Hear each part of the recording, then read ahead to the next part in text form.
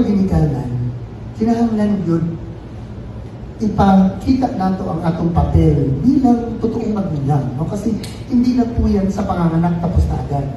No? At saka, kapag ka nasa eskwelahan na yung bata, hindi ibig sabihin, sa DepEd na yan, wala na kami yan.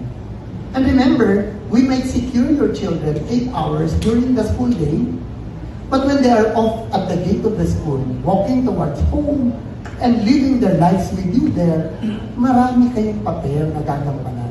So mga ginikanan, ang atong monitoring should be on 24/7. Kanang pagdula sa cellphone, check na ito na kung sa ilang gidula, or dili ta mag-sobra lang ka sa palangga, tagaan na ito sila sa ilang gusto, bisag it's no longer a need, it's already just a want, no?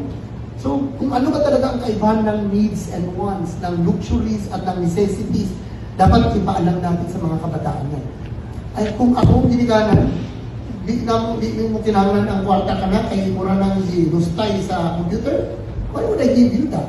Unless nakakatulong yan. Pero kung nakakasira yan sa focus mo, lalo na sa pag-aaral, hindi kita bibigyan. So mga ginikanan, lahat na ron ang pagpakita sa atong pagmamahal. It's not just about by sharing the resources. But of course, playing your role as a guide. Tayo talaga ay magbigay ng gabay at pagtubay sa ating mga anak. Habang lumalaki, habang nag-aaral, habang namumuhay. Kasi papel po yan na ginagampanan ng bawat isa. Ang mga teachers, maestra man po na ginikanan mansad na. So hindi pwedeng wala silang kaalaman sa mga ganung bagay-bagay.